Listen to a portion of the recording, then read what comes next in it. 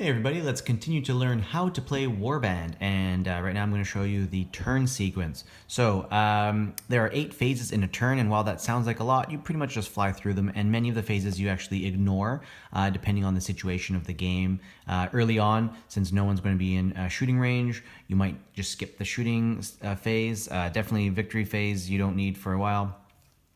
Anyway, so the first phase is initiative, and in this phase, both players, they each rolled their commander's CP rating. So if there is no commander, they're at a 1d6 minus 2, but let's assume that both commanders are alive and both commanders are exceptional, so they're at plus 2. So there's going to be the goblins over there and the hill dwarves over here. Oh, so we definitely know who's going first. It will be the goblins, and higher roll just goes first. There's no choice. Maybe scenarios will change that, but we're just talking about like a very basic hit 'em up thing. So maybe scenarios would change how that works. All right, so then now both players simultaneous again roll their command points, and that's again their commander's CP rating. So if they're both exceptional, it's plus 2. So that the goblins are going to get 4 command points for their commander, and the dwarves are going to get 5. And then both players, if they have magic users, will roll their. And let's say they are at a plus 1. So the goblins cannot use one of those 6 or 7 point spells, but they've got 5. That's pretty good. And the dwarves have 4. So that's pretty good. And then at this point, now that we have command and magic points, there is a part of the phase where first the attacker, then the defender have the options of casting spells. Now, spells in their entry will tell you when to use them. So let's look here. Hill dwarves, perfect. So you'll see that the spell will tell you how many magic points it costs and which phase. Cost phase. So there are spells for the initiative phase, the movement phase, the shooting phase, more initiative phase. So they're all about the initiative phase. And if you go back to the goblins, we've got shooting phase, movement phase, melee phase, initiative phase, and protection and morale phase. So there are spells for various phases. Not all of them, but most of them have it. Anyway, now that we've established who is the attacker, who's the defender, we continue. So in the movement phase, there is a chance for attackers and then defenders to cast spells, and in that order again. And then the attacker moves their units. Now, you'll see that we repeat until all the units have moved. So you will choose a unit, roll its motivation, fail. So this unit is not moving unless they spend a command point. So let's say I'm going to use 1 command point because I want them to move. Do I chance it? Okay, I'm going to use 1 more, but this is the last one. Oh, okay, so these archers are not doing anything. That's okay, they're archers, they can shoot. And then you go through all of the units and you do that according to their own motivation. And I'll go into detail about how movement works in another video, in the movement video. But there are a few different types of movements, and generally you're just moving closer to your enemy to either shoot at them or crash into them in melee. And once all of the attackers' units have gone, all of the defenders will do the same thing. Roll for a unit, move it, roll for a unit, move it, and you repeat until all the defenders have gone. Then there's a phase for impetuous moves. So if you have the impetuous ability, or special ability, and you did not successfully move, or you chose not to move. Sorry.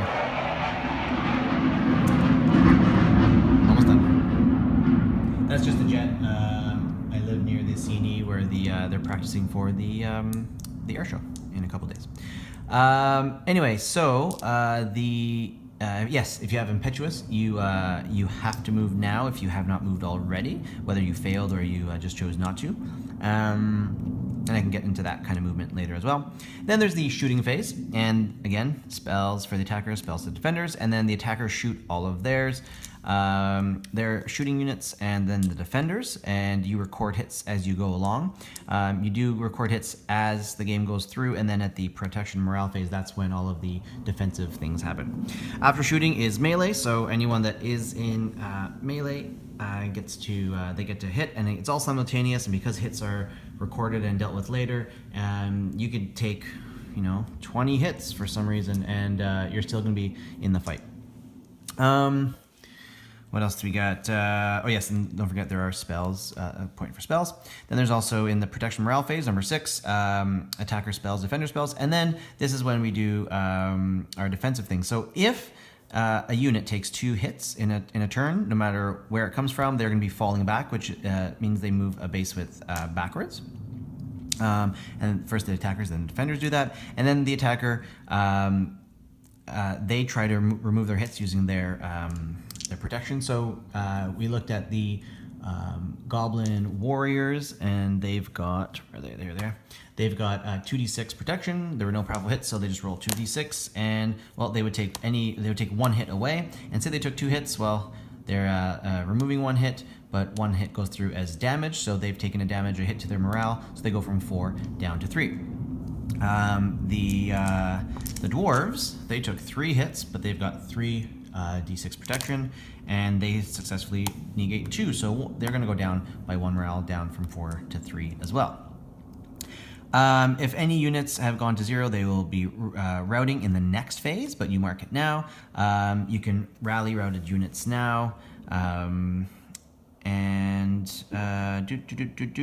that's it. And morale, that's rallying, that's a command point action thing that I'm going to talk about at another time. And then you've got your route and pursuit phase. So if you are routing anybody that's routing because they've lost their morale down to 0, they're going to move, and they're going to move straight backwards. First attackers, then defenders, and then any unit that is not did not fall back, that has forced their opposing unit in melee to run, they will now charge in and follow. And if they hit them, then on the next turn, it'll be as if they had charged in, and they're locked in combat. So yeah, getting locked in combat is it keeps you where you are.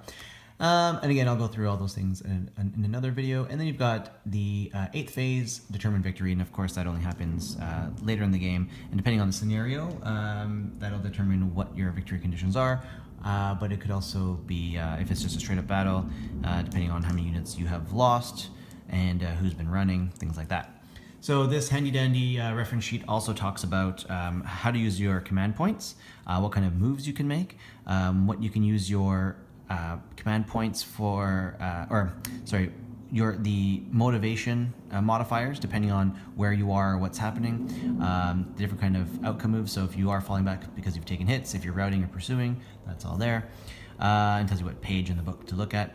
Shooting, again, always hits on a 4+. Modifiers, how many dice you can add or subtract depending on the situation, add or subtract depending on the situation for melee, and then protection, and then remaining hits reduce morale, like I said. So anyway, that's the turn sequence, and in the next few videos we will look deeper into how those things pan out, and we're going to see how armies face off and actually do damage and hurt each other. Oh, look who decided to join us.